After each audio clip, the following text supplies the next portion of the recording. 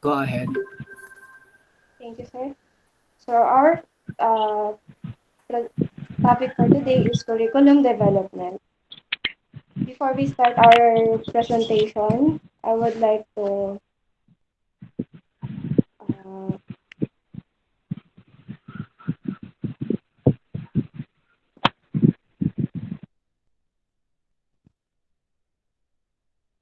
so I'm Catherine Bernadette Isidro,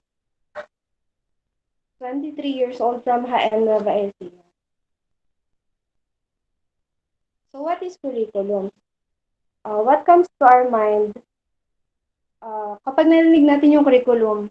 Ano yung pumapasok sa isip natin?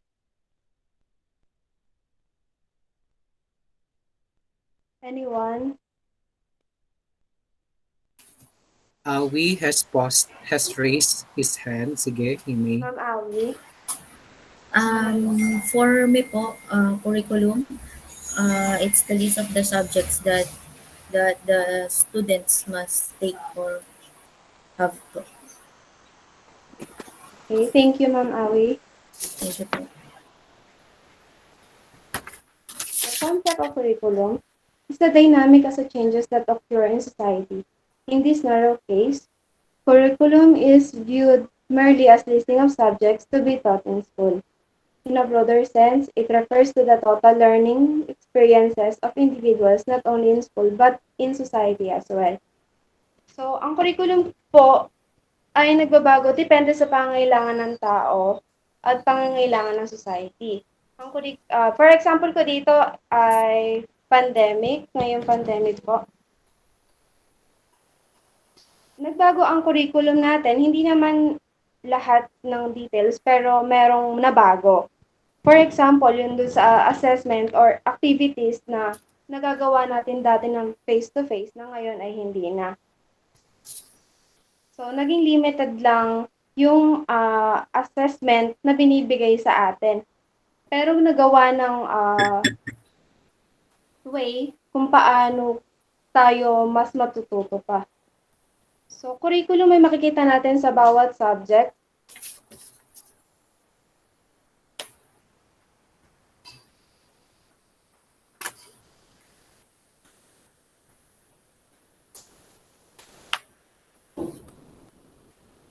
Nawala si Miss Catherine. Yung audio niya siguro, no? Ay, mag-chat tayo kay Miss Catherine. Baka na ano niya yung voice Sir, over. okay na po. Ayan, oo. Kala ko nawala ka. Ayan, ano lang po yung mute po. Na-mute Okay. po. Sige, sige. So, ang curriculum ay makikita natin sa bawat subject. So, bawat subjects po ay meron tayong iba't ibang klase ng curriculum or bakit meron tayo iba't ibang klase ng curriculum? So, kasi depende yon sa kung ano yung gustong matutunan or ipatuto sa atin ng curriculum. Kagaya na lang halimbawa sa mathematics. We learn how to solve a problem. Sa English naman, about grammars and communication na hindi naman na maituturo yun sa ibang subject. So, meron tayong different kinds of curriculum. So, in a broader sense, lahat ng total na natutunan natin ay hindi lang yun magagamit sa loob ng eskwelahan, kundi pati na rin sa labas. Kasi ang target ng curriculum ay matuto tayo at mai apply natin yun in the near future. For example, di ba sa trabaho, alimbawa, nag-aaral tayo and then pagka-graduate natin, magtatrabaho tayo. Siyempre, lahat ng natutunan mo dun sa eskwelahan, may apply mo dun sa trabaho mo. So, yun po. Another definition po ng curriculum is a standards-based sequence of planned experiences where students practice and achieve proficiency in content and applied learning skills. So, ang curriculum ay nasa standards-based. Pag sinabi ba nating standards-based, ito yung planado na or ito na yung nakalaan na curriculum.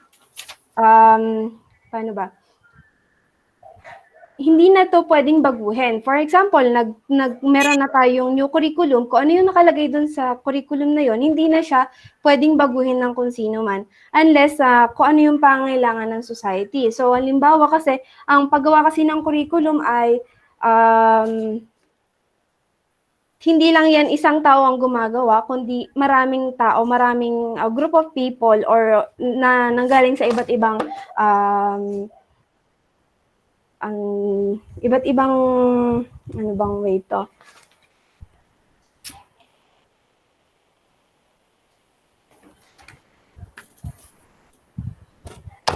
Iba't ibang parte ng society. So, yun.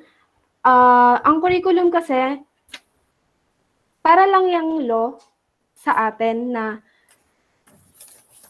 kumbaga batas na hindi natin pwedeng dapat nating sundin. So, kasi ang curriculum, nandun na yung lahat ng dapat matutunan ng bata sa loob ng isang taon. So, ma-enhance nito yung skills niya, yung hindi lang sa skills, yung yung learnings ng tao or ng estudyante.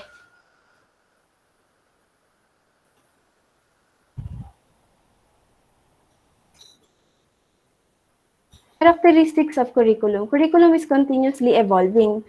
Bakit nasabi na ang curriculum ay continuously evolving? Siyempre, di ba,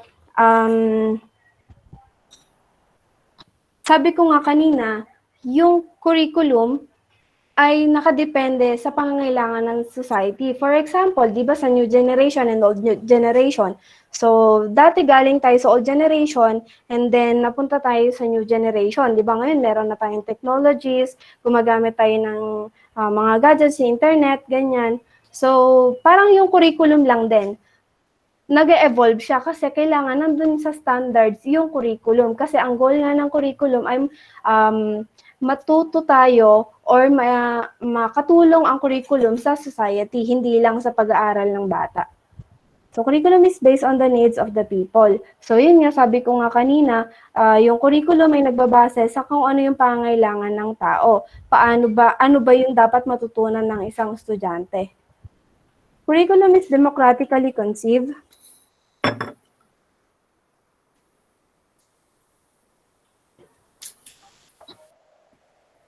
Pag sinabi nating democratically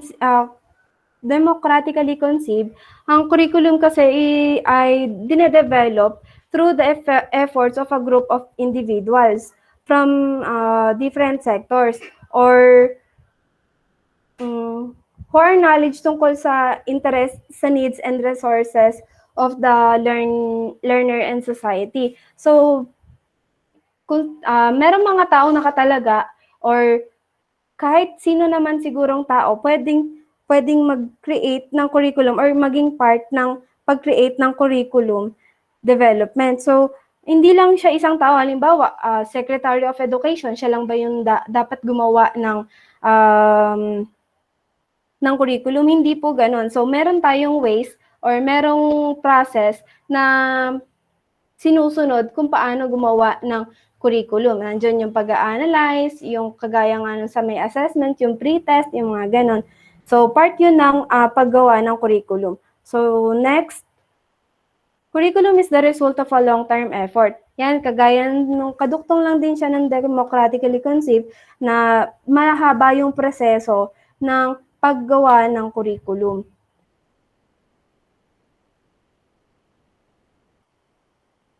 Curriculum is a complex of details. Hindi, when we say complex, ito yung napakalawak. So, ang curriculum hindi lang siya isang word, kundi malawak na detalye. Marami siyang laman. Hindi lang yan, basta sinabi mong curriculum, yan na yun. So, para malaman natin, mas ma-elaborate ko sa inyo kung ano ba yung sinasabi kong complex of details, nagbigay po ako ng example ng curriculum guidelines. Ito po ay For grade 7 po, English subject po, yan po yung itsura ng curriculum guidelines before pandemic. So yan po, ganyan po siya kakomplikado or ganyan siya kalawak. Andyan yung mga program standard, grade level standard, content standard, performance standard. Yan naman po hindi ko i-discuss. Nagbigay lang naman po ako ng sample para may idea po kayo kung ano po ang itsura ng curriculum guidelines. So another po na example Sige, ng curriculum. balik natin doon. So let me enlighten this group of people who are dun sa sa CG or curriculum guide that you have shared. She is right that the curriculum is complex. Actually, that is just part of the curriculum that was given, no, by the Department of Education. This is under grade 7. Is it what subject? English subject po. Ayun, English subject. So, if you're gonna realize, it contains of several components that were indicated on the screen. You have the program standard, which cannot be negotiated. So that is a standard. So when we say standard, it cannot be changed. No? Kung ano yung nakasaad po dyan, you should consider. Sabi dyan, the learner demonstrates communicative competence through his or her understanding of literature, etc. So we need to abide what is indicated on the specific standards that was crafted. Then meron tayong grade level standard. So when we speak of grade level standard, it pertains to the expectations, no, that the learners should manifest at that grade level. Kung grade 7 siya, eto na si learner, eto ina-expect natin sa learners na yon. May mga prerequisites tayong consider. Then the content standard has something to do with what the students can know or has already known. No, ano ba yung nalalaman na nila? So, ito yung dapat nilang malaman. So, we associate the word know when it comes to content standards. And remember what I have told you before, when it comes to teaching, learning, and process, we are not basically limited to what our learners know, how they demonstrate what they have already know, what they can do for what they have known. So pag natutunan nila yung content standards, they are ready enough to demonstrate the skills that they have gained from this, and therefore kaya meron tayong performance standards in the CG or curriculum guide. Then notice also may weeks, meron tayong what is RC, LC, BC. So they are the codes pertaining to what? Is it, ano ba yung, ayon, reading comprehension daw, listening comprehension. Actually, this is the first time that I saw the curriculum guide for English. But the context of the curriculum per subject area are quite different from each other, but they are similar in terms of the different components. Ayan, yung components, makikita yung red, they are actually the codes. So each competency or learning competency in the curriculum guide contains mainly of codes. Kaya yan, makikita niyo yung pula na yan, yan yung mga competency na kailangan po ituro per week or per day or per weeks, no? Ganon. Okay. So this is just a portion of what we expect in the curriculum. That's why Ms. Catherine is giving us emphasis that is actually a complex one. And tama siya that the curriculum is not just prepared in a glimpse, but it requires a long journey or a long process for us to develop the curriculum. Sige, continue, Ms. Catherine. Thank you po. So, ito po yung another example ng curriculum guidelines. Ito po yung ngayon ay yung ginagamit nating curriculum guidelines ngayon. Ito po ang tawag po dito ay MELCs or Most Essential Learning Competencies. Kung mapapansin nyo po, ang itsura po ng CG natin ngayon ay different dun sa CG natin from before pandemic. So, kasi bakit? Yung kabila kasi, ito, yung curriculum guidelines, nandyan na lahat, detailed full detail siya. Kumbaga, dito naman sa kabila ay kinompress or pinagsama sa or naging limit, paano ba? Miss Catherine, are you an educator already? Not yet po. Pero I thought you are well familiar with the reason behind why there is actually MELCs or most essential learning competency. I do research po, sir. Very good. So sige nga, makinig nga ako kung bakit nagkaroon ng most essential learning competencies. Because of the pandemic, sir. Yes, tama 'yon. So what we realized earlier, the CG or curriculum guide that was presented was absolutely a very complex one. And amidst pandemic, in the middle of pandemic, it was actually directed by the Department of Education to ensure that the learning competencies are not compromised. That's why, sabi nga ni Ms. Catherine, these competencies that were indicated in the curriculum guide before were merged into cluster. That's why nabuo yung most essential learning competency. Kaya most essential.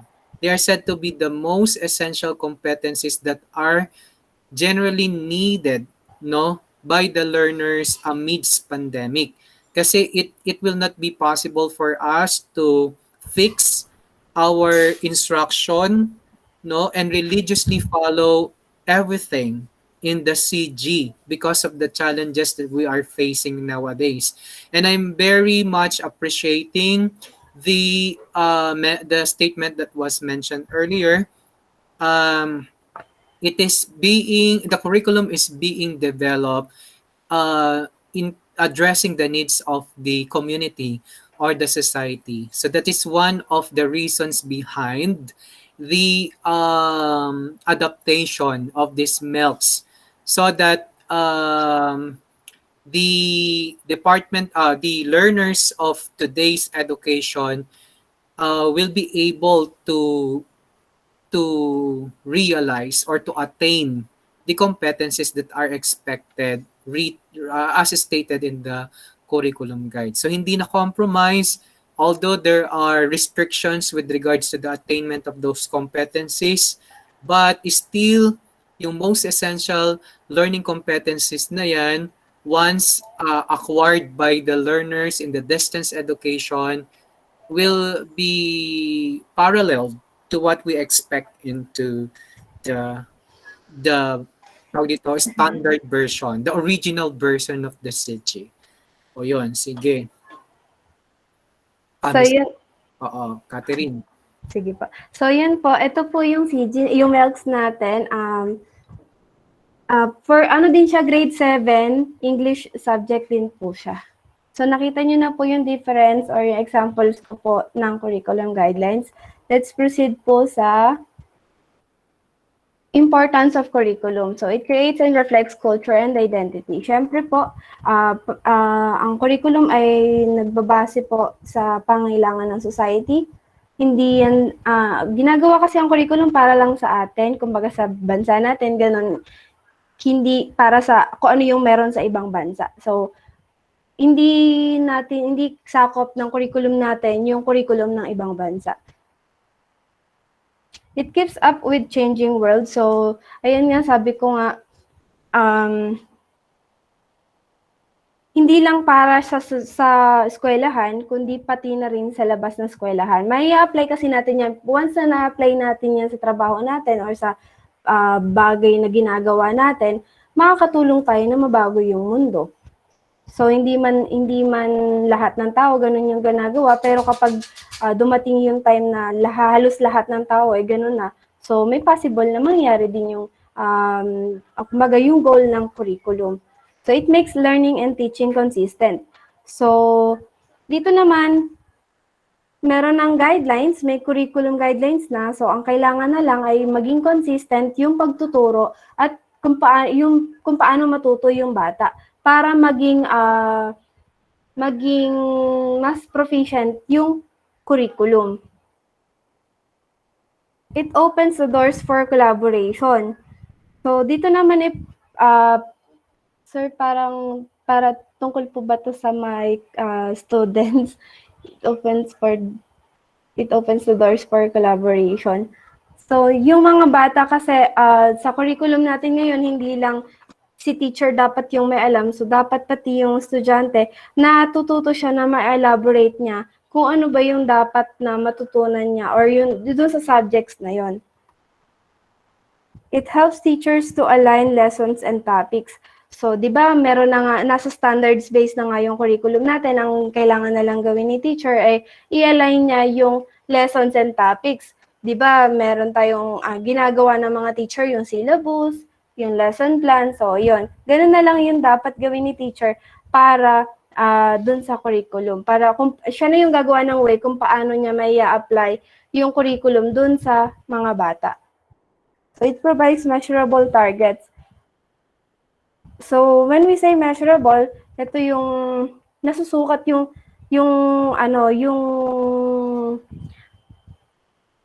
targets ng curriculum. So, syempre, di ba, meron nang standards base. So, kung ano yung nakalagay doon, malalaman na nila o ng mga educators kung ano ba yung mangyayari after na may apply yung curriculum na yon.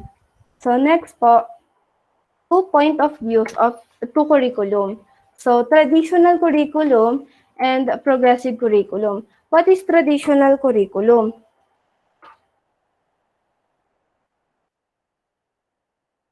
A traditional curriculum consists of techniques that are in line with the old ways of teaching. It is what most of us had experienced during our education, where we sit inside the classroom and feed off from what a teacher communicates. Lectures, use of educational materials, recitation, and homeworks are part of the standard system. So dito po sa traditional curriculum, when we say traditional, ito yung makaluma. So makalumang pagtuturo o paraan ng pagtuturo dati. So ngayon, di ba si teacher and then si student, si teacher ang mas active sa klase, nagdi-discuss lang siya habang si student ay nakikinig lang sa lesson tinuturo ni teacher. Nagle-lecture lang sila, ganun. Tapos si teacher nagagamit ng visual aids, or nagpapa-recitation, nagpapauwi ng homework, or other activities or other educational materials na ginagamit nung time ng traditional curriculum. Permanent studies were the rules of grammar, reading, rhetoric, and logic, and mathematics for basic education are emphasized, especially 3 R's. So, ito yung sabi ni Robert Hutchins. So, when we say emphasize, makes something more clearly defined. So, mas pinapahalagahan kasi dito yung rules of grammar, yung reading, rhetoric, and logic and mathematics for basic education. Ito yung dapat na, kumbaga, top 1 na dapat malaman o matutunan ng bata. So sabi naman ni Arthur Besnor, curriculum should focus on the fundamental intellectual disciplines of grammar, literature, and writing. It should also include mathematics, science, history, and foreign language. So parang same lang din sila ni Robert Hutchins na kailangan mong mag-focus dun sa fundamental intellectual, sa grammar pa din, literature and writing, tas nag-include lang siya ng ibang subjects pa. So, sabi naman ni Joseph Schwab, discipline is the sole source of curriculum. Curriculum is divided into chunks of knowledge we call subjects areas in basic education. In college, discipline may include humanities, sciences, languages, and many more. So sabi ko nga kanina, yung curriculum ay nasa bawat subject. So bawat subjects may iba't ibang curriculum. So, yun yung sinasabi niya na yung curriculum daw ay dinivide into chunks of knowledge we call subject areas. So, yung discipline po na to, sinasabi na ito lang yung pinagkukuhanan ng curriculum. When we say kasi discipline, hindi ito yung pagdidisiplina sa bata, kundi ito yung subjects ang tawag dito or yung meaning ng meaning nito sa education. So, what is progressive curriculum?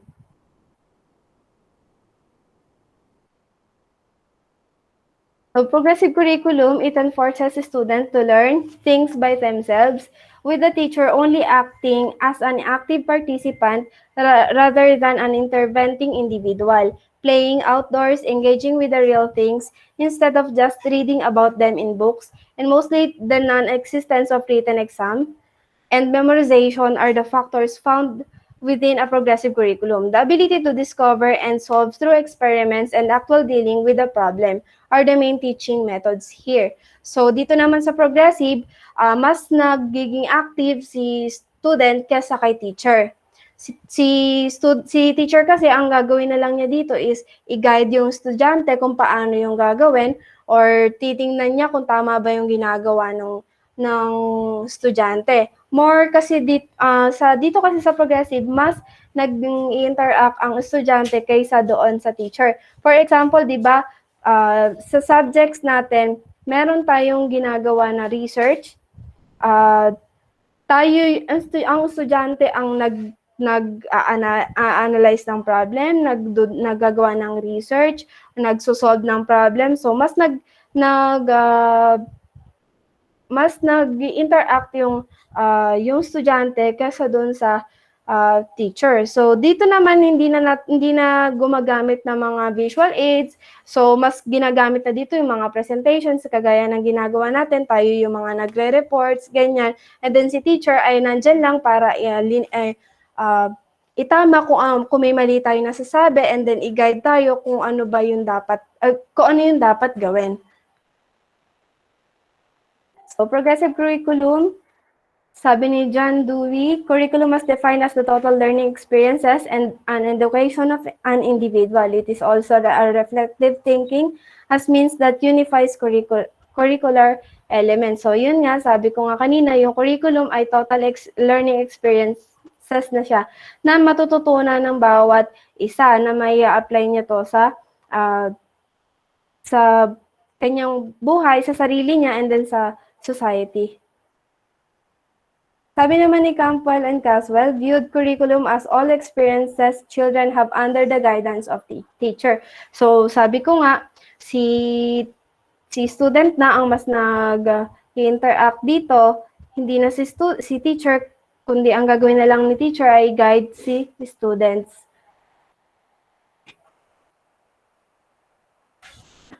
Sabi naman ni Smith, Stanley, and Shores, it is defined as a sequence of potential experiences set up in the schools for the purpose of disciplining children and youth in group ways of thinking and acting. So, dito naman, when we say sequence, order of succession or the following of one thing. So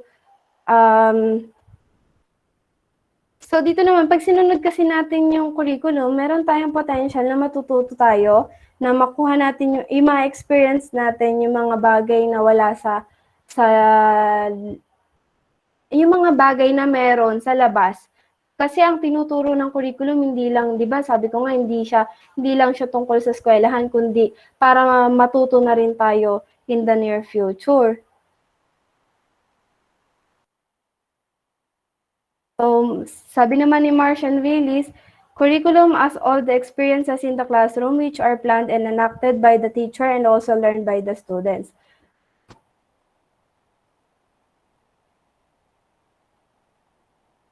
So, yun nga, ang curriculum ay nakaplano na, nandun na siya sa standards base na alam na nila na ito yung dapat matutunan ng bata sa loob ng classroom, na ituturo sa atin ng teacher. Difference between traditional and progressive curriculum. So, sa traditional curriculum, teachers are more influential figure. So, sabi ko nga, si teacher ang mas nagiging, yung mas active dito sa traditional kaysa kay student. Kasi students are less proactive. Kagaya nga ng sabi ko, nagdi-discuss si teacher habang si student ay lecture lang o nakikinig lang sa discussion ni teacher.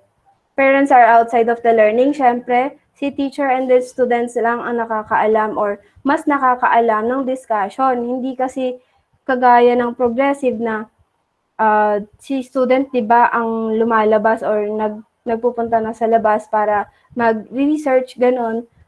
So, doon kasi pagka lumalabas na yung mga estudyante, mas alam ng parent kung ano yung ginagawa niya, kung ginagawa ng anak nila. There are uses of worksheets, lectures, and visual aids. Yan nga, yan yung mga makalumang strategy ng teacher kung paano mai-apply yung curriculum. So, test results matter and are often the passing criteria of a program. So, di ba, after discussion, nag-quiz or ang nagpapa-activity si teacher, so yung resulta nun, kapag pumasa, ibig sabihin, applicable yung curriculum na nandun. Traditional curriculum is easily accessible and quicker option.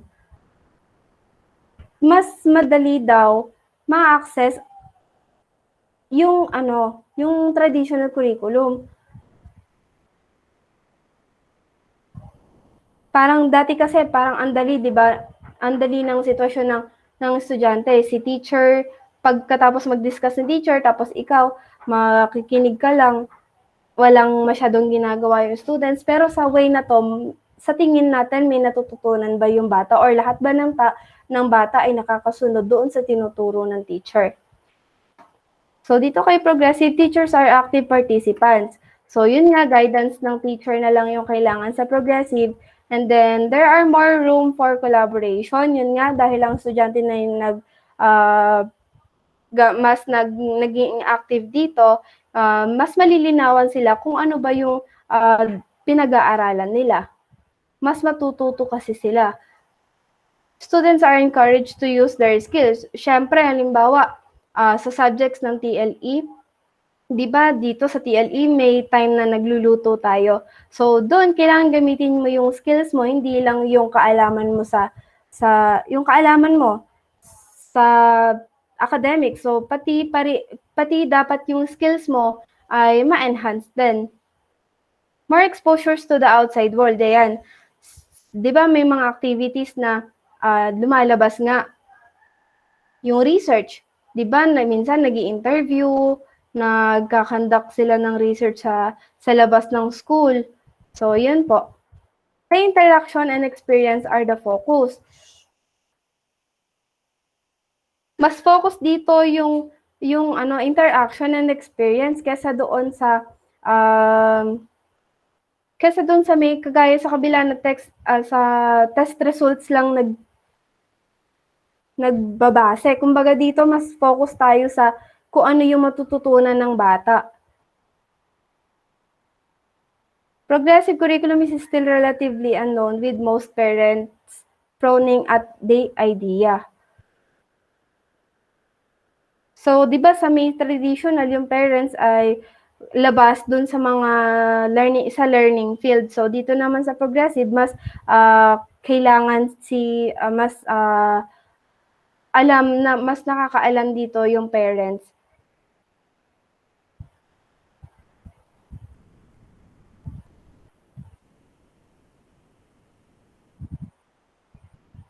So, question time, which is better, traditional or progressive curriculum, and why? Sino po yung gustong sumagot? Ayan, so maganda yung question, ano? We have acquired knowledge regarding the difference between the curriculum, which is traditional and progressive. So Miss Catherine is definitely very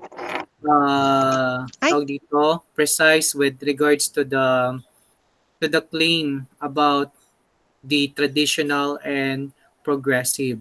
So meron ditong question that she wants you to answer for some open forum.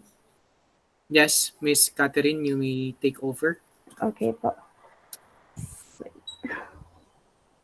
So, sino po yung gustong sumagot sa questions natin? Ma'am Claire Delita po. Yes, ma'am. Good Ang afternoon. question po natin, ma'am, which is better? Traditional po ba or yung progressive curriculum at bakit po? Hi, ma'am. Good afternoon, Miss Catherine. Good First of afternoon all, po. gusto po kitang i-congratulate for a very well-explained topic. Thank you po. Napakaganda po ng pagkaka-report ninyo. Medyo kinakabahan po ako. Hindi po halata kasi maganda eh. Makikita talaga na you do your research. Thank you po. Talaga kayo. Saka pinaghandaan talaga. And to answer your question, ma'am,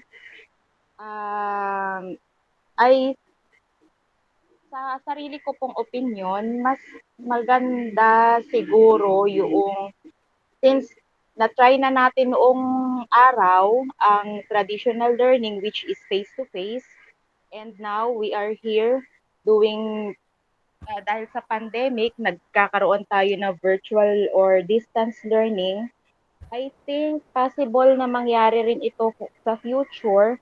Mas maganda siguro na ma-maintain, mix ang traditional at saka ang learning experience na ginagawa po natin ngayon.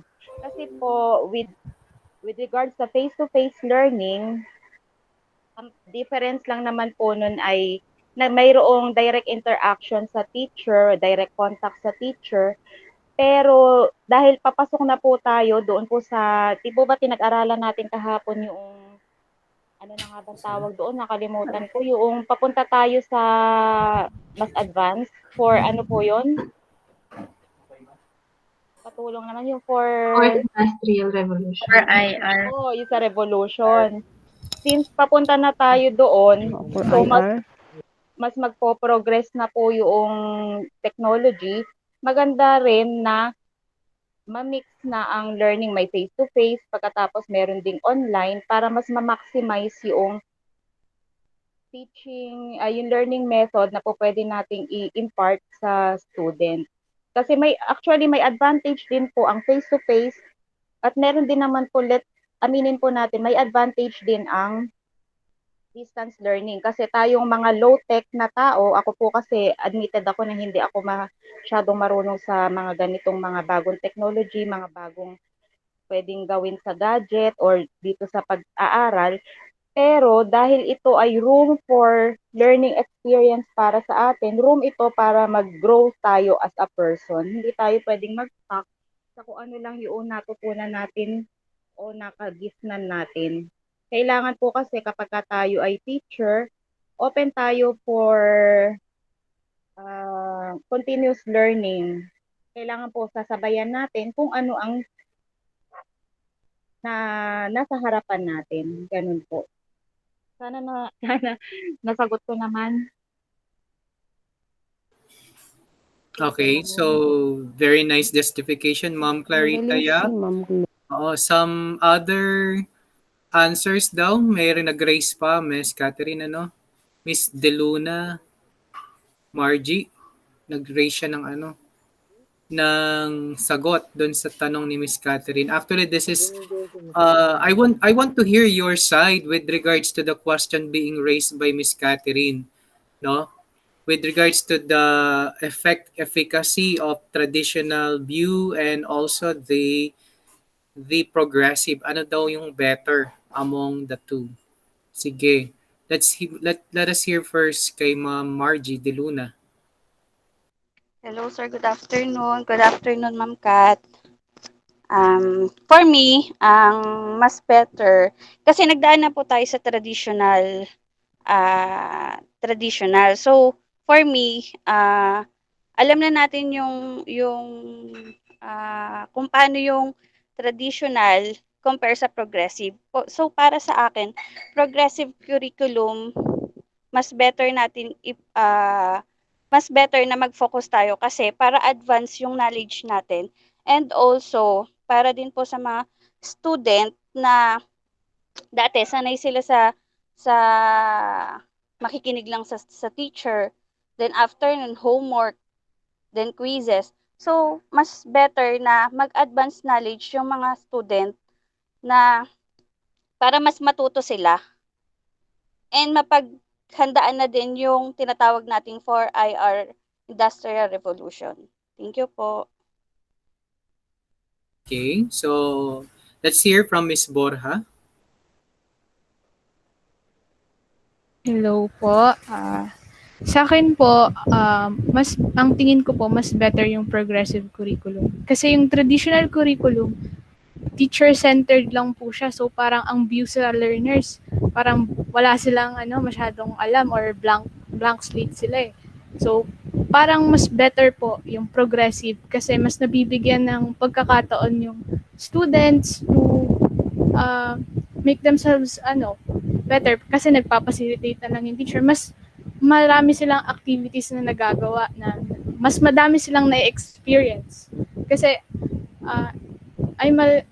para pong majority of us parang product ng traditional curriculum. So parang ang sa atin, we're much more trained on theories para pong mas alam natin yung sabi-sabi ko ng teacher, ganun. Parang medyo naglalak tayo sa part na-experience pa natin yung ganung bagay, which is sa progressive, parang mas okay siya kasi na-experience ng mga student doon sa curriculum na yon na may ganito pa pala, para hindi magkakabiglaan. Kasi actually sa pag-graduate, tas pang-trabaho, parang may iba sa practice, may iba sa theories. May ganun pong instances. So para sa akin, mas better yung progressive curriculum rather than the traditional. Okay, so thank you, Miss Borja. So let's proceed to Mr. Art Lester Salazar. Then susunod si Mr. Portea and Ma'am Villaflor. So tapusin natin hanggang kay Ma'am Villaflor. Bago natin i-generalize or wrap up yung report ni Ms. Ay, sir. Yes. Sir, excuse me lang, sir. Yes, Sir, hindi ma'am. po ako ready sa report. Okay. Activity Pasensya 2 na ka ba? 2, 3. Akala ko po kasi Nick. Number 3 ka 5 ba? po ako, sir, 5. Ay, hindi ka pa abutan. Hanggang 3 pa lang. 5 po, activity number 5. Ano ka ba next Ayun. week? Next Saturday? Kinabahan ako kay sir. Okay, so Sir. si Mr. Art Lester is raising his hand. Okay po, good afternoon po. Good Sir, afternoon. para sa akin po, I think wala pong better or best between traditional and progressive. Di ba nga po, ang traditional way ng pagtuturo is yung pong nakasanayan po natin since then magmula po nung nag-start tayong matutong magbasa at ibukang ating bibig para basahin kung ano yung nakikita natin. Though nakasanayan natin siya, tamang focus ang teachers para mapukpok ang estudyante to mold up para in the future na magamit po ng students yung itinuro po ng teachers po natin. In a progressive way naman po, okay siya sir pero bakit po hindi natin gawing balance? I-balance po natin yung traditional way and a progressive way during the teaching po. Kasi po, kailangan din po kahit papano meron tayong, ano po yung tamang term? Yung pong marerelax po natin yung mind po natin after nung dikdikan na turuan between the teachers and the learners po. So parang ang punto ko lang po is we need to balance between the traditional and the progressive way. Lahat naman po kasi ng bagay na pagdadaanan po natin in a process po. So yun lang po. Okay, so nice answer. So later, tingnan natin kung yung mga claims nyo ay enough to justify which is better or not. So pinakikinggan ko kayo lahat. So let us hear with Mr. Portea. Tingnan nga natin. So sir, yung binigay naman sir na sagot din sir ni Art sir, okay sir naman din po. So for me kasi sir, yung progressive naman din sir. Pag kasi sinabi natin sa progressive, dapat sir merong gabay ka doon sa pagiging progressive mo doon sa curriculum na binibigay. Kasi sir, pag traditional naman kasi, yun sir, tama yung sinabi ni Art na minomone natin kasi sir, yung bata from the beginning na nag-aaral siya at natutong magbasa hanggang sa lumalaki siya. Kasi yun yung traditional way sir na itinuturo mo, ito ang tama, ito ang gagawin mo, ganito dapat ang gawin mo. So sa progressive naman kasi sir, yun naman yung andun na ikaw binuo na. Ngayon, kailangan na lang kasi sir is gabayan yung bata pagdating sa yung way ng traditional and then progressive, sir.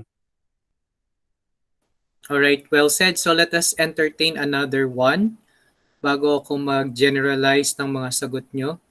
Let me hear from Aris Marie Padre Juan. Yes, sir. Good afternoon po. Apa. From my standpoint naman kasi, while we are transitioning to the new normal, yung sinasabi nga po natin na new normal, we are already implementing the progressive curriculum. However, hindi natin, let us not forget na meron tayong precept which is the traditional curriculum kasi hindi mag-uusbong si progressive kung wala yung guidelines, wala yung precepts, or walang example which is the traditional. So, yun lang po. Ayan. I might say that all of you have very good standpoints, but we are budgeting the time for us to answer the question. I might request other to answer other questions later, no? Yung mga nagtataas. So I think the different versions that I have heard from you are good enough to wrap up what the question is all about.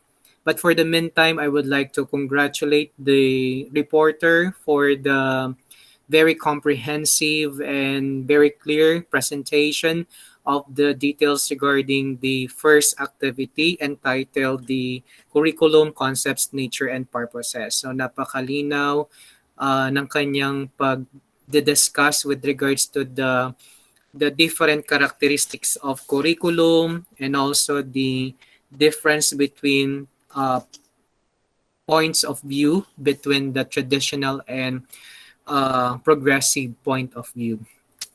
Now, I would say that traditional or progressive curriculum, which is better? So the word is better, and of course, you are sharing your stand by giving your justification, which is better or not.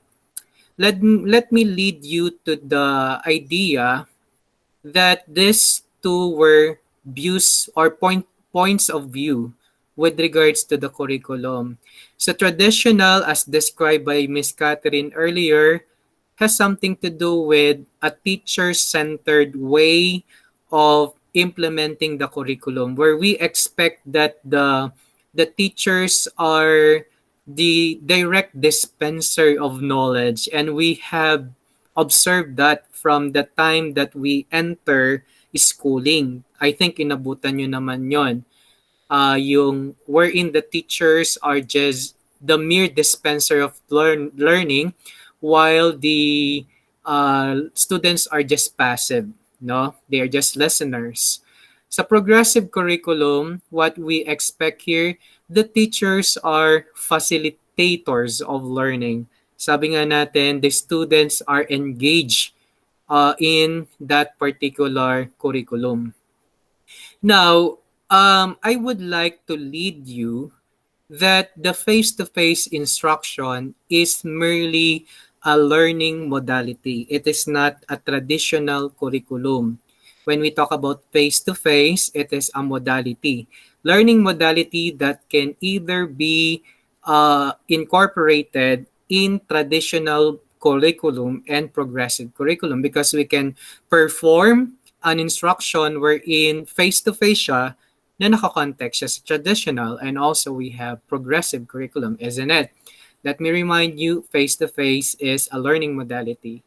In the same fashion, when we talk about distance education, it is actually a form of parang implementation of the Department of Education, which can be face-to-face or either, kaya nga kapag kumbaga distance, online, pwede siyang maging online, which is can be printed also. Modality din po yan pag sinabi natin. There are different forms of modality nowadays to address the education amidst pandemic. Okay, so I just want to clarify. Now, I just want to get the justification of Mr. Art Lester. With regards to the efficacy, which is better or not, I would say that we cannot say that traditional is better than progressive. It is merely on the existing needs of the society. How are we going to develop our learners nowadays in terms of the needs of the society? I just want to give emphasis about the characteristics of our learners nowadays and the needs of the society. In the context of our society nowadays, sabi nyo nga, we are transitioning to industrialization. So what we expect when it comes to industrialization, the learners are rather the job seekers should be competent enough to do the skill. And that skills are definitely 21st. When we say 21st century skills, they are necessary skills that are described to be what? Ano ba yung mga example ng 21st century skills? They are said to be problem solvers. When they are immersed in a situation or in a job wherein there is a required solution, so dapat they are actually problem solvers. They are said to be critical thinkers. They are said to be technology savvy, right? So industrialization is there. So kailangan ng mga skills. No, yung nasabi ko lang are few of the several skills that are generally needed by our learners nowadays. That's why you are debating which one is definitely better. Remember, sabi ko kanina, the curriculum exists, the curriculum is innovated, the curriculum is changed to address the existing needs of the society. Sinabi din niya ni Catherine kanina. And as we describe our society, so we are actually shifting the education nowadays, or rather, the paradigm shift of education from traditional to progressive is there. Progressive na tayo ngayon because what we need are learners who are equipped, who are competent enough to do those skills. And as described from the progressive curriculum, ano students natin, they are engaged, no? Engaged in a manner wherein the teachers are facilitators only. Kaya ngayon, we can say we are confident na in today's society, progressive curriculum is much better, right? Hindi kasi pag sinabi nating traditional curriculum, the teacher is actually the center, sabi nga natin. But we can incorporate, sabi nga ni Mr. Art Lester, we can merge the two in a way wherein we can contextualize the simply the instruction that we will be implementing inside the class based on the needs of the learners. Pero kasi yung curriculum, traditional, teacher-centered yan. Ngayon, we have the student-centered, so mas applicable ngayong panahon yung progressive curriculum. That's why sa mga teaching strategies that you will eventually learn in the principles of teaching, what you really need to execute as teacher nowadays are those teaching strategies that will develop 21st century skill. Yun po. Kaya nasa progressive tayo. Progressive curriculum yung ating tawag dito context. Alright? Na justify ko po ba ang points of view in the curriculum? Actually, wala namang mali sa sinabi nyo, but what we are expecting is the progressive curriculum is being normalized. And remember, it is not actually in the context of pandemic nowadays. We are already in the progressive curriculum before or prior to pandemic. Okay. Any other reactions that you would like to ask or you would like to share with regards to the the points of view of curriculum. Nawala na sila, Miss Catherine, natahimik na yata. Okay na po ba tayo? Kasi narinig ko kagad boses eh. Narinig na ang Miss Elma Cyrus Peralta. May concern siya? Sir, none po. Wala. Okay, sige. Clear po ba ang ating presentation? Yes, sir, clear po. Okay, clear. Okay, sige. Opo, I will clear. not clarify anymore. With regard, wrap up ko lang ang sinabi ni Miss Catherine earlier. So she made a good impression about the definition of the curriculum and also different characteristics like dynamic, continuous change, or simply evolving ang curriculum. We have listing of subjects to be taught. Then, yes, total learning experiences. So, curriculum was developed to address the existing needs of the society. We actually align the standards in the curriculum based on the learning experiences expected in the society. And standard-based, hindi yan ma-change except kung merong mga developments or simply tawag dito kung mga changes na kailangang i-modify. And I like what she said earlier, democratically conceived. It is not just parang nag-exist lang in a glimpse, but it is actually a long process of journey, a long process of preparation with different curriculum experts. So hindi si Secretary of Education ang gumagawa niyan. There are invited curriculum experts from different academic institutions who were actually given the opportunity to conceptualize, no, the curriculum development that is intended for the society's needs. And sabi nga, it may be influenced by, number one, modes of thought. Of course, the modes of thought is being affected by the views of education or points of view of curriculum. That's why meron tayong traditional curriculum and progressive curriculum that were explained earlier.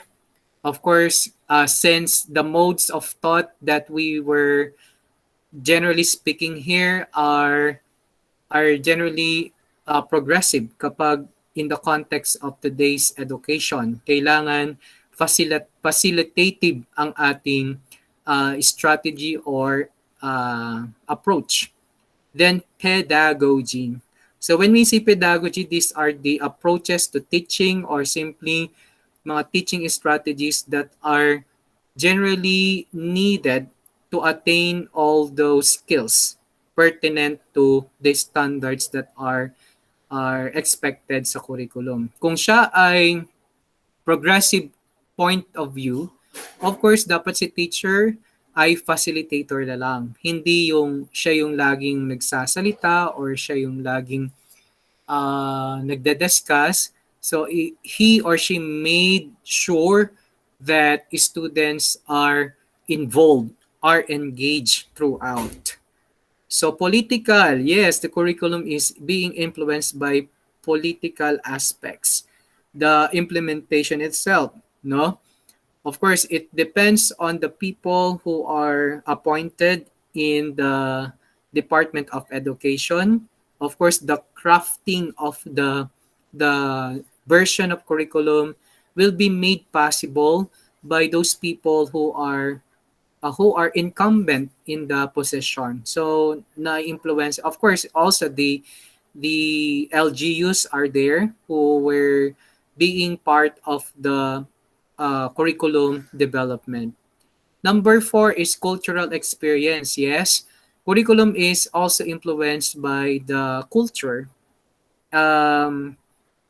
Aside from the regular curriculum that is catered to the different learners of the basic education program, we also consider other parang tawag dito, people who are what I mean, we contextualize this culture, this education or curriculum to the context of the people, like for instance, yung mga indigenous people, di ba? Yung mga Igorot or simply yung mga Aita.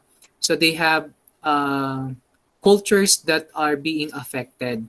So kino-consider, and also yung inclusivity na tinatawag natin in terms of education. All right, so yung traditional points of view and also yung progressive, we have heightened naman the difference between the traditional and progressive earlier. Okay, so any clarificatory questions that you would like to ask first before we ship our intention for activity number 2?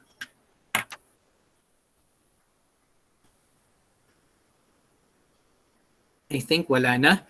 So let us hear from the second one. Congratulations, Miss Catherine, again. Thank you po, sir. For a very nice, comprehensive, and also detailed, no? Ang ganda ng kanya. Yung presentation, kindly share to the group, no? Okay po, sir. Okay, so here we go. Who's next? Okay, we are expecting for the presence of Charmaine Clemente. 28 kayo kanina. Asa na si Miss Charmaine? Nandito po ba siya? Can you please look attendance nga? Tingnan ko nga kung nandito si Miss Charmaine. Wala po yung name ni Ma'am Charmaine, sir. Ay, wala. Hindi naman siya nagpaalam. How about yung number 2? Ay, number 3. Si Art Lester, andyan. Yes po, sir. Can we start sa'yo? Okay po, sir. Ay, kaduktong ka pala, ano? Parang si Ma'am Charmaine po, wala pang email na late yata siya ng enroll. Meron na po siyang email, kaso hindi po siya makapasok yata. Nag-message siya? Hindi siya Sa group, sir, parang nabasa ko, hindi yata pumapasok yung email na na-create sa kanya. Okay, sige. So as we continue, however, to make it clear to everyone and have a consistency, I'll take over muna yung activity 2 kasi prerequisite siya sa report. Kaya lang yung opportunity ni Miss ni Catherine, ni ano pangalan nun? Binanggit ko kanina. Si Miss Charmaine. O sige.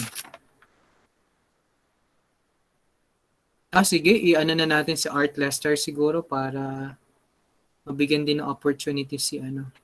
Okay, so let's start, Mr. Art Lester. Okay po, sir. 7 types of curriculum. So you may start with number 2.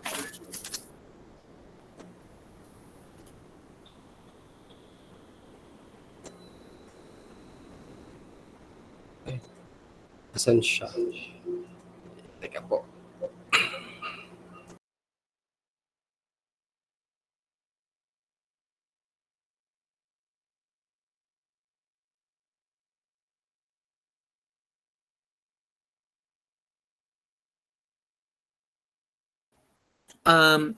Ganun sana yung ano natin na in-expect natin sa seminar type, yung ginawa ni Miss Catherine, may open forum, no?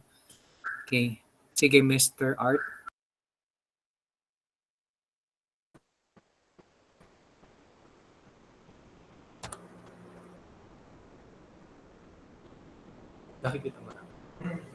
Okay. Good afternoon po to all of us. Good afternoon, sir. My name is Art Lester Salazar from Peñaranda, Nueva Ecija. And this afternoon, I will discuss all about the 7 type class of a curriculum. So, sabi nga kanina ni Miss Catherine na ang curriculum is sa type of subjects na kung saan dito nagkakaroon or pumapasok yung teaching skills ng mga teachers natin para ibigay sa ating mga students para magamit natin siya in the near future. So this is the 7 class curriculum types. The number 1 is the recommended curriculum. Second one is written curriculum, taught curriculum, supported curriculum, assessed curriculum, learning, and hidden curriculum. So okay, proceed tayo sa number 1, which is the recommended curriculum. Based dito, recommended curriculum daw is a curricula coming from a higher authority. Sino ba or ano ba yung higher authority na tinutukoy dito sa recommended curriculum? Which is ito nga, C, Commission on Higher Education and Department of Education. Sabi nga kanina ni Ma'am Catherine, yung curriculum natin is standard-based. So, hindi si CHED Secretary or DepEd Secretary ang nagde-decide kung ano ba yung curriculum na ibibigay sa mga teachers para dun sa mga learners. And then next is the written curriculum. Written curriculum appears in a state and written documents. Ayan, malinaw na malinaw po na sinasabi, ito ay written documents. It's either a soft copy type or a hard copy type. Dito pumapasok si syllabus, lesson plan, and a sequence chart. So, ano ba yung difference ni syllabus and a lesson plan? So, marami pa rin ang naku-curious between sa dalawa. Sabi dito, si syllabus may be set out by an exam board or prepared by the professor who supervise or control course quality. It may be provided in a paper form or online. The syllabus is a contract between faculty members and their students, designed to answer students' questions about the course, as well as inform them about what should they fail to meet course expectations. Ayun. Si syllabus daw, ito yung dito nakasaad yung course description natin na tinatawag, which is kung ano ba yung literally na i-discuss sa atin ng teachers natin at the whole period of time sa isang subject. While si lesson plan naman, sabi dito, eto. Lesson plan is a teacher's guide from running a particular lesson, and it includes the goals, what the students are supposed to learn, how the goal will be reached, the method or the procedure, and the way of measuring how well the goal was reached, test, worksheet, homeworks, etc. Si lesson plan naman, dito, detalyado din naman siya, but not as detailed as much kay syllabus. Si lesson plan is detailed method kung hanggang dun sa, okay, after ng discussion natin, si teacher kailangan dun sa lesson plan niya, meron naka-indicate siya dun na recitation after ng discussion. And then after ng recitation, meron tayong SitWorks. Kung ano yung flowchart na naka-indicate doon sa lesson plan niya, yun yung sinusupervise ng supervisor, either the principal, na kailangan sundin ni teacher. While the sequence chart, ito yung flowchart ni syllabus at saka ni lesson plan, which is hindi natin kailangan siyang i-skip kasi meron tayong makakalimutan o makakaligtaan na topic. Okay, next one is the taught curriculum. Ito. Taught curriculum, the one that teachers implement or deliver. Dito pumapasok yung planned activities. So, example nito is, iginrupo tayo ng teachers natin into 5, sabihin natin. So, ang plano is kailangan makapag-create tayo ng group members na merong tigli-5 sa isang grupo. Then sa planned activities, dito naka-indicate yung mga dapat nating gawin or dapat sundin kasi kaya nga di ba tinawag siya na plano at itself, pwede kasi siya na hindi masunod pero nandun pa rin yung guide ng sinimulan natin na plano. And then next is the supported curriculum. Supported curriculum has all the facilities and materials that will help the teachers in implementing the curriculum. Andyan si projector, books, and computers. Ayan, so siguro common to sa atin nowadays, hirap tayo na gumamit ngayon ng projectors. Ang more on natin ginagamit is ang mga gadgets natin, which is indicated dito sa cellphones and sa computers. Si books for now on is a guideline. So nakakalungkot mang isipin kasi si books is nakakalimutan na dahil meron na tayong internet. So sabi nga, dun sa kaninang topic natin kay Sir Aloy, papasok na tayo or nararamdaman na natin yung 4 IRs na tinutukoy niya kanina, which is papasok na tayo sa modern world ng pagtuturo, which is kung saan posible na mahirapan tayong mga future teachers na makipagsabayan sa mga magiging teachers na makakasalamuhan natin nowadays. So next is assessed curriculum. Attested or evaluated curriculum. Dito natin makikita si paper and pencil, which is si paper and pencil, ito yung types ng exam na po pwedeng written or either na indicated dito yung mga exams natin. And then next is oral exam, which is indicated naman natin orally to voice out what you want to say during the or after the class presentation of a teachers. Then the sixth, pang-anim ay ang learned curriculum. The curriculum that students actually learn. Eto na, dito na pumapasok yung test results natin na tinatawag. So based dun sa mga na-discuss sa atin ng teachers natin, di ba normally lagi tayong nagkakaroon ng surprise quizzes, SitWorks, then prelims, midterms, and then final examination. Dito ngayon lalabas sa test results kung marami ba tayong natutunan sa diniscuss ng mga teachers natin, kung ano ba yung bang binigay sa atin na teachers natin kaya ba nating i-apply sa sarili natin through magre-resulta siya dun sa ating mga exam. And then the last one, which is ito yung nakaka-confuse kasi sabi dito sa hidden curriculum, an unintended curriculum which is not planned but may modify behavior. Andito yung sa physical condition natin.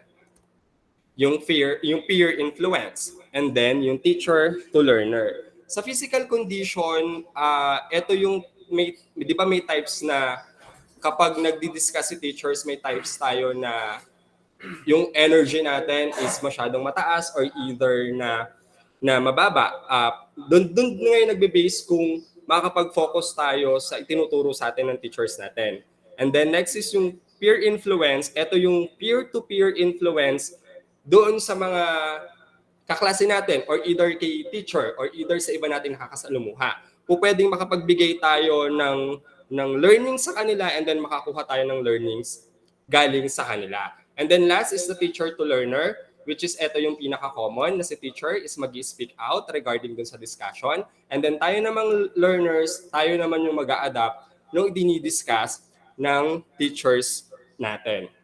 So, wala po akong na-prepare na questions kasi para po sa akin, madali po siyang intindihin. Meron na lang po akong ibibigay po na examples dito para sa atin po na para po mas madali po nating maintindihan po yung 7 types of curriculum. Ito po, sabi dito, assume natin nasa sa isang classroom tayo. And then, isa tayong secondary education, major in English. Ano na lang po yung creativity po natin through imagination. And then yung course program po natin is recommended curriculum prescribed by CHED. So pumasok si recommended curriculum. Nagbigay si CHED or galing kay CHED yung curriculum na susundin natin, which is the recommended curriculum.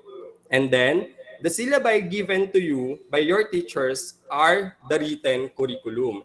Ito na nga po si written curriculum. And then next is, when your teachers start to teach, that is a taught curriculum. So meron tayong learnings na mapupulat sa teacher natin through our teachers. Ito nga po, sabi nga po dito, the one that teachers implement or deliver. And when they ask you to use the internet and search for the information about a given topic, this is a supported curriculum. Ayan, sabi ko nga po kanina, si supported curriculum is naka-under doon si computers through researching para doon sa pinapahanap ng teachers natin. And then, furthermore, teachers need to evaluate your performance. So when you are given a test or exam, that is assessed curriculum. And that is so-called, the assessed curriculum results will determine what you have learned. And that is so-called, yun nga, yung sinasabi ko nga kanina na learned curriculum. However, the hidden curriculum can affect what will be taught and assessed by your teachers and eventually affect what you will earn. So malinaw po na sinasabi, itong si hidden curriculum, tayo na po ito kung paano po natin i-adapt po yung natutunan natin through our teachers, through our surroundings, which is ito nga po si fear influence na tinatawag po, and then kung paano po natin siya i-apply to our future. So that's all for this afternoon. Thank you po and God bless po. May question po ba? Alright, so it's very clear also with regards to the types of curriculum presented by Mr. Art Lester. So tama naman siya, it's really self-explanatory yung mga descriptions of this type of curriculum, and he made justice with what he said earlier with the different descriptions of this types of curriculum. And he cited certain examples of this. Any other concerns with regards to the topic being presented? Wala daw siyang pang-open forum na question. Clear naman po sa lahat. Okay naman, ano? Yes, sir. Yes po, sir. Tulog na yata, Art po, sir. Lester. Clear Ayun. naman po. Opo. Alright. Galing po naman po takalapay, Sir Lester. Yes, very clear nga ang Very kanyang clear din. pres- Clear po. Opo. Oo, tama. Congrats po sa kanilang dalawa. Yes, so that's actually an indication that we are starting right. And of course, the presenters have given us tawag dito, good start, no? Good journey with the curriculum development. So I am excited also to listen with the rest of the class, no, to share your thoughts, your ideas, no? Mukhang you are combination of intellectual learners, ano, with diversity, no, mahuhusay. All right, so what is our plan with the assigned topic with Miss ano? Present ko na or bigyan natin siya ng time. Anyway, so as in connection with Miss Charmaine Clemente's report, so let me present to you the title and also the contents expected for this activity. So this is a continuation of what Ms. Catherine Isidro cited with regards to the point permission to leave po. May urgent lang po na kailangan. Sige po. Kung you are in work, sige. All right. So from the various definitions and concept presented earlier by Ms. Catherine, kanina meron tayong traditional and also we have progressive. Then we also have development connotes change, which are systematic. So in conjunction to what we've said about curriculum development, so curriculum is not fixed. Curriculum is not, it can be changed, which is evolving, sabi nga kanina. But this change is being anchored by a systematized and organized way. So sabi dito, a change for the better means any alteration, modification, or improvement of existing condition. That's why the paradigm shift of curriculum from basic education curriculum or BEC, RBEC, to K to 12 nowadays. Actually, meron pang UBD if you are familiar with the understanding by design, no? That is the curriculum being implemented way back 2011. Then, hindi pala 11, 2010. 2 years lang inabot niya and then nag-shift na sa K to 12. So, that change is means alteration. May pagbabago because we contextualize the content based on the local setting. So merong modification then and improvement, enrichment of the different activities or learning activities to satisfy the learning competencies or standards that are stated in the curriculum. And to generalize, the alteration, the modification, and improvement are being done to address the existing condition of the society. That's why we've been said earlier that the progressive view of curriculum has been in place because we address the kind of learners and the needs of the society that we currently have. Okay. Let us look at two models of curriculum development and concept. So dito, kay Tyler's rationale, Ralph Tyler posited 4 fundamental principles in examining any curriculum.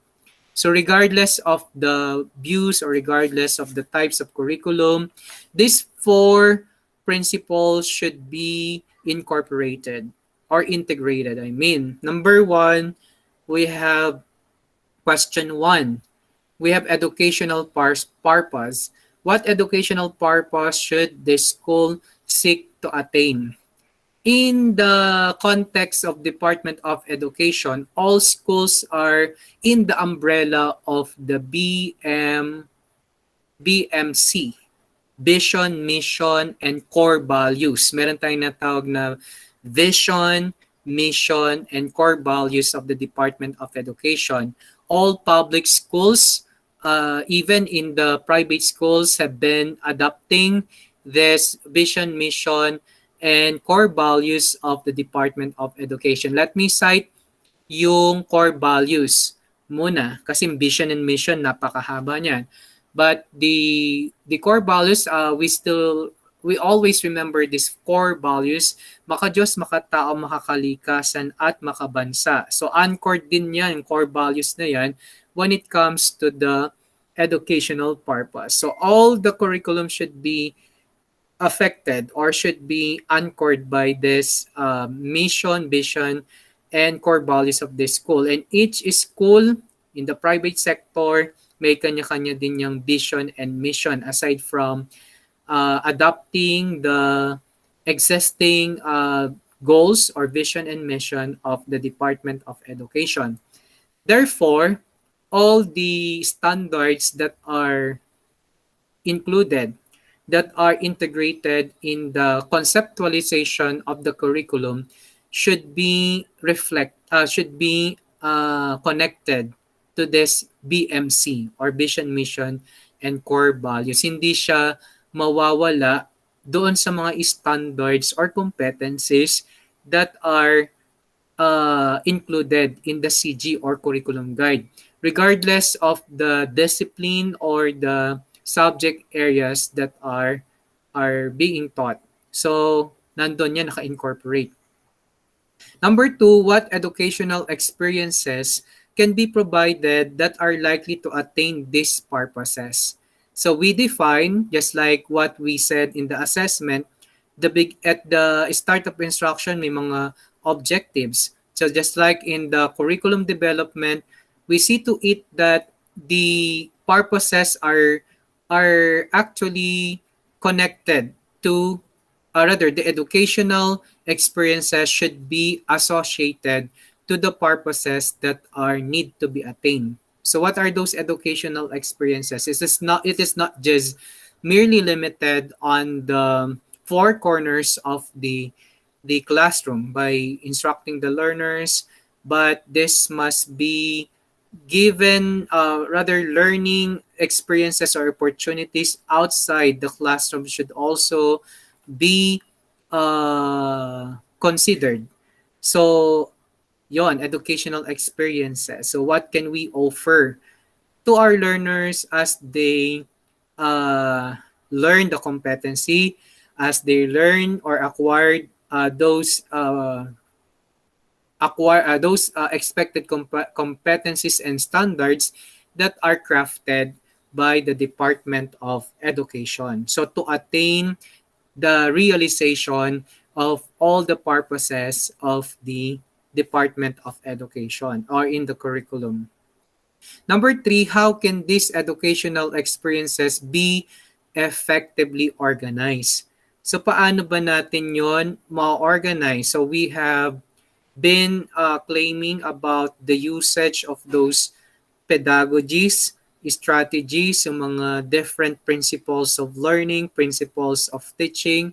So all these things should be merged together in order for us to realize these educational experiences. So if we were competent enough to utilize all those learned teaching strategies, approaches to learning, and also the principles and different theories, I might say that we can possibly realize these educational experiences that are relevant to the attainment of the educational purposes. Ganun naman yun, they are interconnected to each other. And of course, number 4, how can we determine whether these purposes are being attained or not? So just like what we have said earlier, there is assessed curriculum. The realization of efficacy or effectiveness of the curriculum will always be based on the results of assessment. No, assessment is there, no, in terms of curriculum. That's why meron tayong classroom assessment, which is a portion of the curriculum development. At the end of the school year, we've been adopting the National Achievement Test Administration. We have different examinations when the students are in exit of their schooling. So why there's such thing? Because we want to find out whether the curriculum is effective enough for the expected competencies, no, necessary in the field or in the society. So yung mga standards ba na math, no, upon instruction, upon implementation of the curriculum.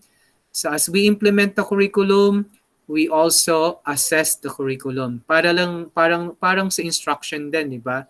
Meron tayong different stages for us to ensure the efficacy or effectiveness of instruction. Just like in curriculum, we also have the assessment practices for us to verify, or should I say, validate the effectiveness of the implemented curriculum. So yun, how we can determine whether those purposes are being attained or not. So through assessment and evaluation. So Tyler's model showed that in curriculum development, the following considerations should be made. Yes, I have cited the purposes of the school or the goals, right, of the school system. No, yun. Kapag nagka-crop kasi ng isang curriculum, kailangan it must be anchored by the objectives or the goals. Hindi lang tayo biglang magda-drop or magka-crop ng isang curriculum. Just like in lesson planning, we start with a certain goal for us to plan. No, ano ba yung para ma-meet yung goal na yon?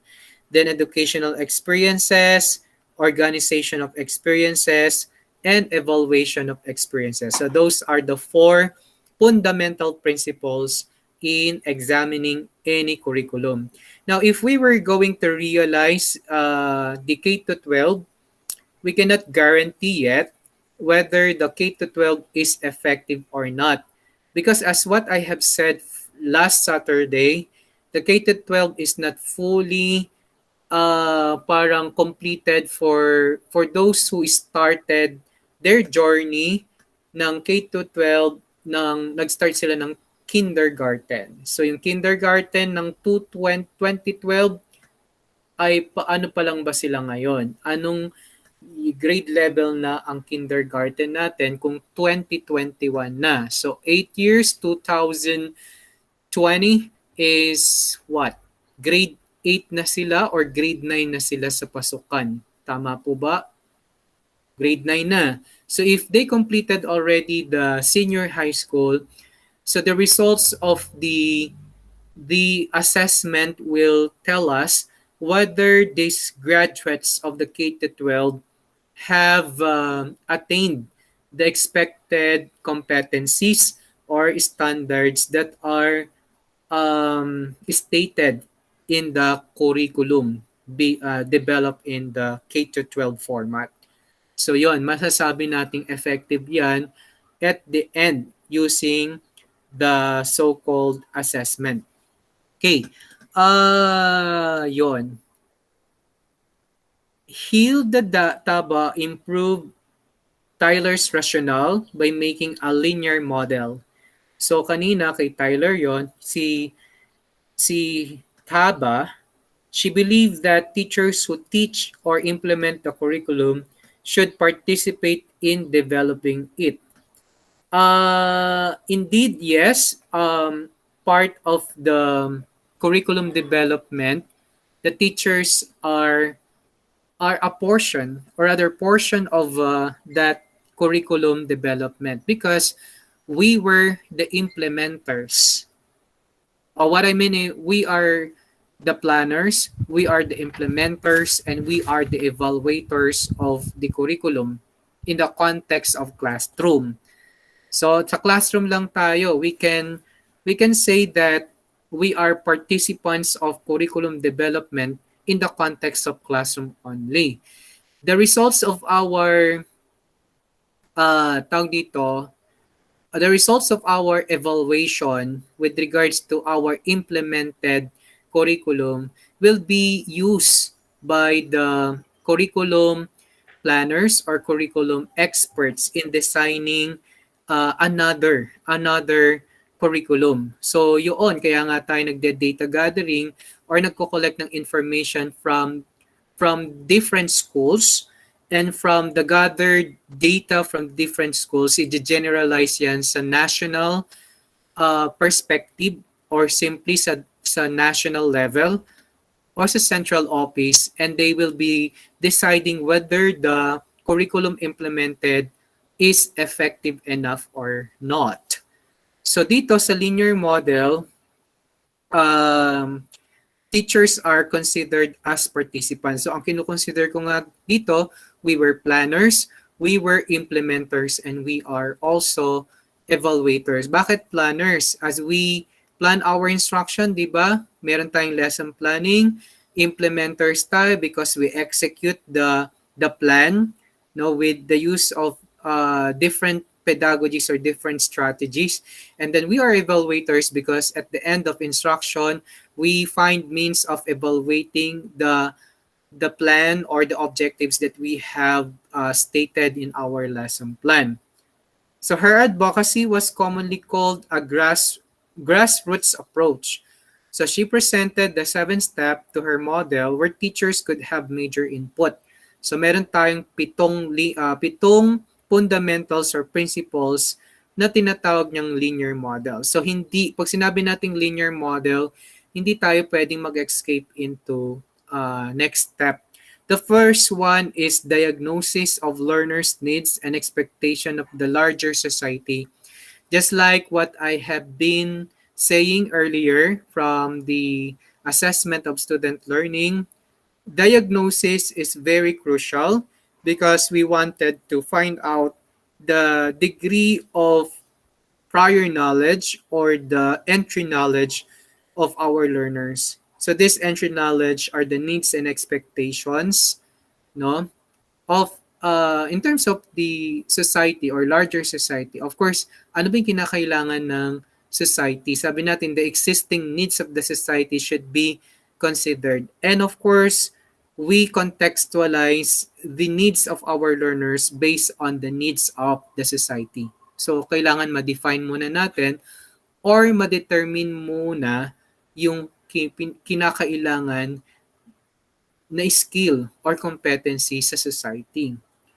Then, meron tayong formulation of learning objectives. So, as we formalize our result of the diagnosis, no, it defines the expectations na in terms of number 2, learning objectives or goals. And these learning objectives or goals are crafted. No, basically, meron tayong 3 standards na nakita kanina from the sample of Miss Catherine Isidro. As you reflect back the contents of the CG or curriculum, there are standards that need to be met. Number 1, meron tayong grade level standards, meron tayong performance standards, and also rather content standard, performance standards. Actually, to trim down all, meron tayong learning competencies na tinatawag kung magkakita natin sa CG. So all those standards and competencies that I have said are crafted based on the needs of our learners. So, in-anchor nila yan basically doon sa pangangailangan ng learners at ng society. So, as we establish or formulate the learning objectives, what comes next is, of course, we have to select the learning content. Of course, you define what is expected, what goals are to be met. Then, of course, just like lesson planning, you're gonna select now the content. Ano ba yung content? So, syempre sa content, binabatayan din natin yung content standards na tinatawag natin. And as I said earlier, content standards are standards wherein these standards can be described by what the learners can know or are already known. Ano ba yung nalalaman nila? Ano ba yung dapat na malaman nila? So basically, yun ang content na tinatawag natin. So aside from that content, may performance kasi nasa progressive view na tayo, kaya makikita natin sa curriculum guide yung performance standards. As they have acquired those content standards, they are expected to demonstrate all those learned content standards. Kaya performance standards are those standards wherein the learners are expected to demonstrate the skill or competency. And organization of learning content.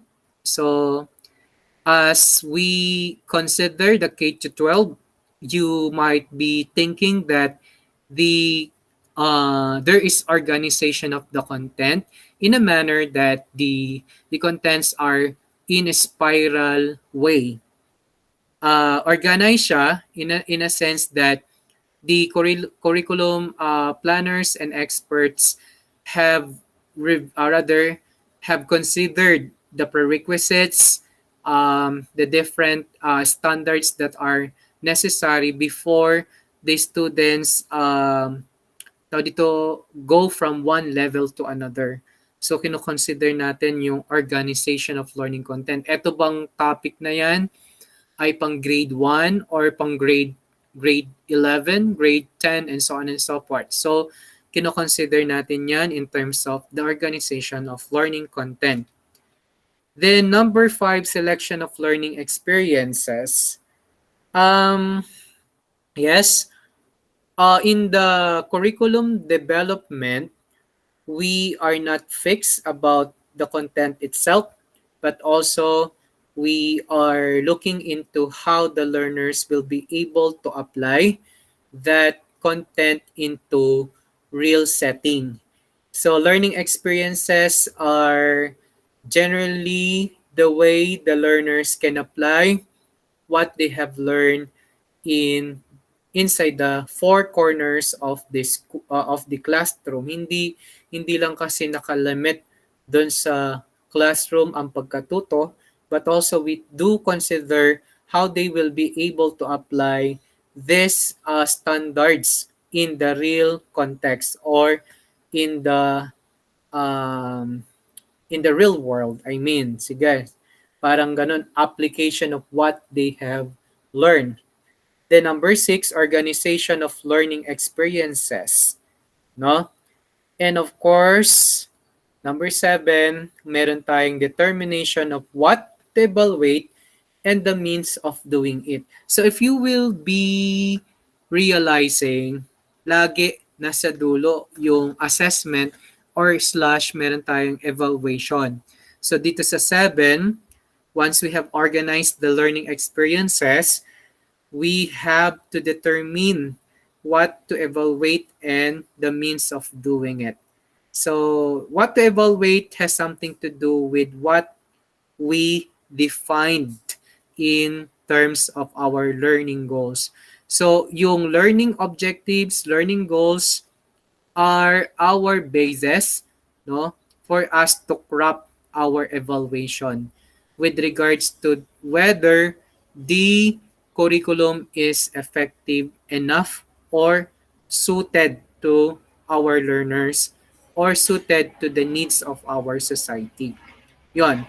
What to evaluate? Lagi natin kinoconsider yung learning goals, learning standards, / learning objectives. So sabi nga natin, assessment and evaluation are crucial part of instruction. In same manner, it is crucial part of the curriculum development para masabi natin na isang curriculum ay effective enough or not. Pero it takes time para masabi natin na ang curriculum ay effective. Tulad ng K-12, di ba? Hindi pa natin masasabing effective ang K-12. Basically, pag nakompleto na nung 2012 kindergarten yung senior high school. But yung outcomes natin for the senior high school graduates already, it seems that there is progression. There is actually justification that the implementation of K-12 is somewhat effective. Kasi, why? As I observed from my previous students of the former curriculum, it is good to say that the graduates of the K-12 are more competitive or more critical thinkers, better critical thinkers, I mean, than those who were actually graduates of the former basic education curriculum. In terms of the way they communicate, the way they give judgment to certain issues, mas problem solvers ang ating mga graduates, no? As I observed, kasi I am teaching college students before, way back 2010. So, nag-start ako sa Divina. So, nakikita ko yung difference ng mga learners natin from the past to the present. So, it is good to say na yung mga graduates natin sa senior high school, na college na ngayon, have been exhibiting or have been manifesting good way of skills in terms of their education. All right, so that's all about the report of Ms. Charmaine. Tinapos ko na. Okay, so any clarificatory questions before we proceed? Nandyan pa po ba kayo o tinulugan nyo na ako? Gising pa Okay po, po po, sir. sir. I'm here. Copy Okay, so I just want to validate baka kasi parang sa seminar, meron kasing time, no? Alam ko 'yan because somehow medyo tawag dito, nasa learning plateau sobra or cognitive, mataas na yung, what I mean is that too much yung information, kaya nagkakaroon ng cognitive overloading. Lalo na kapag 3 to 4 hours ang seminar, di ba? Alright, so as I promised, so nakatatlo naman na tayong topics with the curriculum development. So we expect for another 3 for Saturday session. Is it okay for us to end the session early? We are expecting to have hanggang 5:15 if I'm not mistaken. Surely naman, we were budgeting our time, and of course, we were having the virtual class. It's good to say that the beginning of our session, we are doing right. Ang gagaling ng presenters natin. And I am expecting to have another set of presenters next Saturday na tayo ulit for activities 4, 5, and 6. Narinig ba ng... Yeah, Irish. Sir, question lang po. Kasi yung nasa list po yata nyo hanggang 25 pa lang po. As Oo, ko po yes. sana kung Wala meron ka po pa? Opo, wala Hindi, pa po. 26 ka. Hanggang 30 naman yan eh. Okay. Ilalagay ka na sa 26. Meron pa bang ba? Ay, Okay, 26. Ang dami nyo Last, ano lang, 11 or 15 lang ang pinakamarami. Pero may batch na 22. Yung nagpe-face-to-face pa kami noon, 22. Kayo yung pinakamarami ngayon na nag-unit earners. And I am very happy for that kasi you are overseeing yourselves na maging teacher someday, and I am expecting a lot from you that you will be able to contribute to the system that we are having today in terms of education. May Irish 26 ka na, ne? Okay po, sir. Thank you. Oo, taga saan ka ba? Taga Candaba po, sir. Ay, Pampanga? Opo, sir. Sabagay. Oo, online naman, ano? Opo, sir. Oo, sige. Alright, si may nagtatanong kanina? Margie, Miss Margie. Sir, question lang po dun sa exercise sa activity number 2. Sige. Anong tanong po doon? Sir, di po ba ang nakalagay dito is online interview? Okay. Ano gagawin? Sir, pwede ba to i-chat down na lang namin dito yung answer, then ilalagay namin yung information ng in-interview namin? Yes. Gusto mo, i-screenshot mo pa yung kahit pwedeng it can be in the form of recorded file or pwede naman ding written form. Okay. Nasagot ko ba ng rightfully yung tanong? Yes, sir. Thank you, sir. And do not worry, I'll be giving you the chance to complete the activity questions until we have the preliminary exam. Okay, sir. Thank you Mga po. last week of September yan or third week of September ang thrilling usually. Tama. And may nagtatanong pa. Ares Marie. Sir, Padre regarding Juan. po sa regarding po doon sa interview, pwede pong kami na lang ang mag-transcribe. Or Sure. depende sa amin. Pwede naman. Walang problema. Okay po, sir. Thank you po. Yes po. Wala nang tanong. I think it's good enough to end our virtual class. So I hope that you have learned something from our 2 subjects, assessment and also curriculum. So we'll be seeing each other again next Saturday. So keep safe everyone and God bless. Thank you, sir. Yes, sir. Thank you po, sir. God bless po. Thank you. Wala ko mag-report na ako. Report. Next Wala week. kasi Ako na yung yun. 2. So ready ako sa 4 ko, kaya lang makakatawagin ako ni sir. Sir Pwede Rocky, naman. Sir, gusto daw po mag-report ni Sir, Sir Rocky. Sir, Sir, ready po sir yung report ko, pero kulang ako sa paliwanag. Kayo sir mag-a-adjust doon. Gatusan mo pa si sir. Pasensya na kayo mga klase, kayo po mag-a-adjust, di ba? Kaya nga seminar tayo na ba? Kaya next Saturday na lang po sir ako para kahit pa paano Malusot ka pa. Ayun, nagpalusot ka na. Basta enjoy nyo lang ha. Magkaroon Yes sir, yes sir. I-enjoy lang po enjoy natin. nyo lang. Wag kayo, relax lang yung kinakabahan. Wag abahan. Ano ba? Kung kailan sir nagtimpla pa naman ako ng kape dahil akala ko ako na. Okay lang sir. Saturday na lang ako. Magkakape ka, sobrang init. Sige po. Okay. Nasa office po kami sir. Thank you sir. Thank you po. Thank you. Bye. Thank you, sir. God bless po. Ingat. God bless. Hello mga classmate, may tanong lang ako. Ano naman po yun? Ano sir, hindi ako marunong mag-PowerPoint. Pwede po bang ano? Sa ate, saan po ba yung location nyo? Ako, San Antonio pa ako sir eh. Ganito na lang. Wala pa akong laptop. Ganito na lang ate.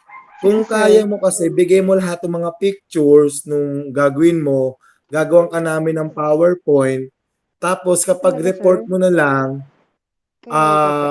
yung parang account ko gagamitin, parang ganon. Tapos, i-slide na lang namin sa'yo. Para po para po si Art na lang po gagawa ng PowerPoint ninyo. Sige, Kung ano lang thank you po. Wait mo.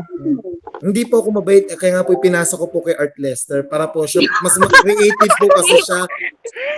Mas creative po kasi siya sa PowerPoint. Ganyan. Sa Antonio po eh. Ma'am, kailan ka ba magre-report? Mag-asama po kami ni Rocky. Sa next Saturday, sa activity number 5 po ako eh. Kasunod kita. Magkasunod tayo. Magkaduktong palit topic nyo eh. Kasi di ba after na essentialism, yung sa inyo na Ma'am Ananita, ano po? Opo. Lahat ng part ng essentialism sa kanya, yung buo. Introduction lang. Introduction lang ng Progressive, ano ba? Basta Opo. yun yan. Progressivism po, lahat po yan sa inyo na.